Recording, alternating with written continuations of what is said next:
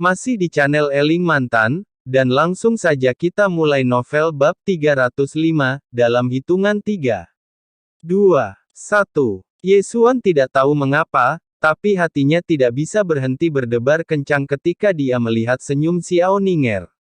Dari kejauhan, mata Nili juga menemukan Xiao Ning'er dan Xiao Sue. Xiao Ning'er tampaknya telah tumbuh lebih cantik.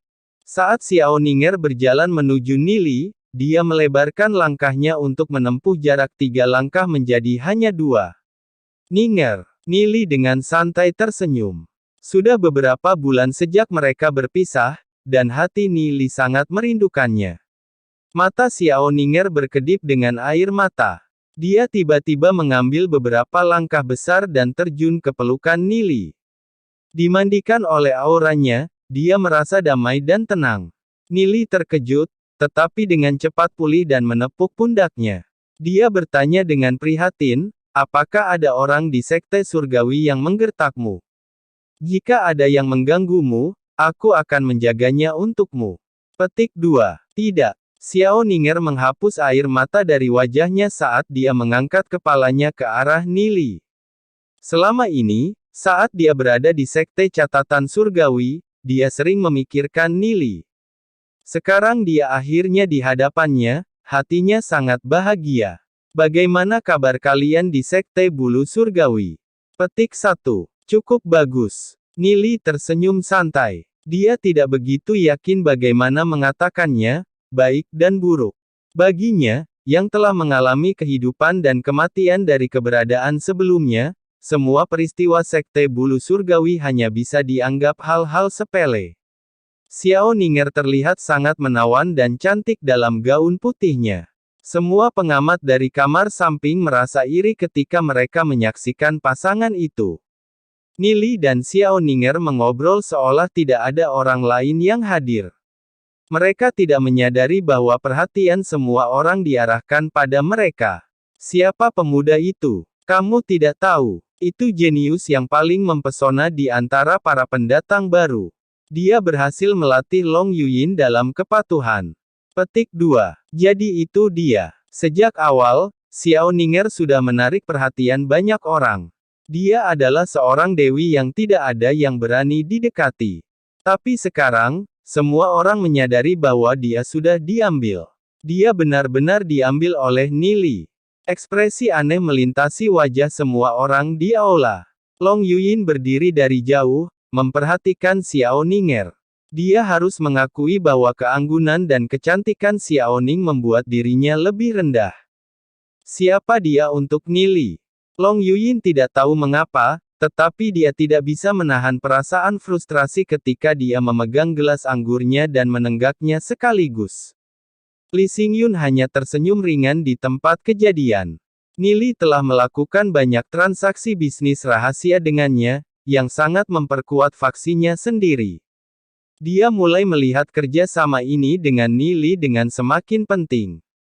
Karena Nili begitu cakap, tentu saja tidak aneh baginya untuk memiliki beberapa keindahan di sisinya. Ketika Murong Yu melihat bahwa itu sebenarnya adalah Nili, matanya menyipit dan memancarkan sinar cahaya yang mengerikan. Dia tidak pernah berpikir akan bertemu Nili di sini.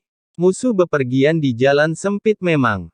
Di acara seperti ini, dia tidak bisa menggertak Nili, bahkan jika dia mau. Kembali ketika dia mendengar bahwa Xiao Ning'er berasal dari dunia ini, dia punya beberapa tebakan. Namun, dia tidak pernah berpikir bahwa Xiao Ning'er akan benar-benar berubah menjadi wanita Nili. Yesuan tidak bisa menahan senyum pahit ketika dia melihat Xiao Ning'er menyelam ke pelukan Nili. Tidak heran Xiao Ning'er bahkan tidak melihat dua kali padanya saat mereka bepergian ke sini. Ternyata hatinya sudah menjadi milik orang lain. Murong Yu tersenyum pada Yesuan. Kakak senior Yesuan, sepertinya Xiao Ning'er ini sudah diambil. Petik 2. Yesuan menghela nafas. Karena itu masalahnya, maka aku akan melupakannya. Meskipun dia mengagumi Xiao Ning'er, dia tidak sepenuhnya tergila-gila sehingga dia hanya perlu memilikinya. Karena dia sudah memiliki orang lain di hatinya, satu-satunya hal yang bisa dia lakukan adalah mundur. Murong Yu tersenyum. Brother Yesuan tampaknya kurang memiliki pandangan positif. Bahwa Nili bahkan belum mencapai alam takdir surgawi. Dia juga tidak memiliki latar belakang keluarga. Satu-satunya hal yang bisa dia lakukan adalah mengandalkan kata-katanya untuk membujuk gadis-gadis naif. Saudara Yesuan hanya akan mundur. Petik 2. Kata-kata Murong Yu menggelitik minat Yesuan. Oh, dia bahkan belum mencapai alam nasib surgawi. Bagaimana mungkin pemuda seperti itu berhasil membuat gadis seperti Xiao Ning'er jatuh cinta padanya? Pemuda itu jelas tidak cocok untuknya. Nili bisa merasakan tatapan aneh dari orang-orang di sekitarnya, tetapi dia tidak terganggu oleh mereka. Di matanya, mereka tidak lebih dari pejalan kaki. Nili melemparkan pandangan ke sisinya, dia melihat Xiao Sue sudah memarahi Lu Piao. Dia tidak bisa menahan senyum di tempat kejadian. Jadi dua kekasih telah bersatu kembali. Nili membuat perkenalan. Ini teman saya, Gu Bei. Petik 2. Senang bertemu denganmu, ipar perempuan. Gu Bei tertawa. Wajah Xiao Ning'er memerah mendengar kata-kata Gu Bei. Dia mengangkat kepalanya dan melirik Nili, sementara pipinya mendidih. Namun, dia tidak memperbaikinya saat dia menjawab, senang bertemu denganmu juga. Petik 2. Tiba-tiba, sebuah kesadaran muncul pada Gu Bei. Sepertinya harus lebih atau kurang itu. Kelompok itu berjalan ke meja kosong di sudut ruangan dan duduk. Nili memandang Ning'er dan dengan tenang bertanya, Ziyun tidak ikut denganmu. Dia saat ini berkultivasi di tempat latihan rahasia Heavenly Note Sect. Saya tidak bisa menghubunginya sebelum kami datang ke sini, Xiao Ning'er menjelaskan. Oh, Nili mengangguk ketika melihat ke kejauhan, bertanya-tanya seperti apa tempat latihan rahasia mereka dan bagaimana yang dilakukan Ziyun. Tiba-tiba, Li Xingyun menghampiri mereka. Dia memandang Nili dan bertanya, bisakah saya duduk di sini? Tentu, Nili tersenyum. Gu Bei dan Li Xingyun bertukar pandang dengan salam mereka. Meskipun Gu Bei dan Li Xingyun pernah mendengar satu sama lain sebelumnya, mereka jarang berinteraksi. Ini adalah pertemuan pertama mereka melalui Nili. Bisakah kita duduk di sini juga? Yesuan dan Murong Yu berjalan saat mereka menunjuk kedua kursi kosong di sebelah Xiao Ning'er. Xiao Ning'er tidak bisa membantu mengerutkan alisnya sedikit saat melihat Yesuan. Dalam perjalanan di sini, Yesuan terus berusaha berbicara dengannya, sementara dia tidak memperhatikannya. Dia terlalu pintar untuk tidak memperhatikan niatnya. Namun, Yesuan ini masih memiliki sopan santun, dia halus dan sopan. Oleh karena itu, Ning'er tidak memiliki niat buruk terhadapnya. Hanya setelah Yesuan tiba-tiba datang dan mencoba duduk di sebelahnya, dia menjadi khawatir bahwa Nili akan salah paham. Kursi itu milikku. Xiao Sue segera duduk di sebelah Xiao Ning'er. Xiao Ning'er tidak bisa membantu memberikan Xiao Sue tampilan bersyukur. Xiao Sue membalas senyumnya. Sepanjang perjalanan ini, dia paling memahami hati Xiao Ning'er. Kalau begitu, aku akan duduk di sini. Yesuan berhenti sejenak, lalu duduk dengan Murong Yu di ujung meja. Sementara itu, saat Gu Bei hendak duduk di samping Nili, Long Yuyin duduk terlebih dahulu. Gu Bei tertegun sejenak, lalu tersenyum pahit. Sepertinya dia harus menemukan tempat duduk yang berbeda. Long Yuyin adalah harimau betina yang terkenal, jadi, tentu saja, dia tidak ingin memprovokasi dia atas masalah sekecil itu. Seluruh ruang samping bergemuruh ketika para murid dari 3 sekte mengobrol dan bertukar wawasan terhadap martial Dao. Tentu, akan ada beberapa konfrontasi yang mengecewakan. Setelah Nili dan kelompoknya duduk, orang-orang berhenti memperhatikan mereka. Xiao Ning'er memandang Long Yuyin, yang duduk di sebelah Nili, dan bertanya-tanya siapa gadis ini. Yesuan mengangkat secangkir anggur dengan sikap anggun dan sopan. Selama jamuan hari ini, para petinggi dari ketiga sekte telah memungkinkan kami untuk saling mengenal. Sehingga kita bisa saling menjaga satu sama lain di masa depan, ketika kita akhirnya melangkah ke dunia luar. Aku, Ye Xuan, akan memanggang piala pertama untuk semua orang. Sekarang setelah kita bertemu, kita semua adalah teman. Petik 2. Namun, semua orang hanya memberi Ye Xuan pandangan sepintas, lalu melanjutkan percakapan mereka sendiri.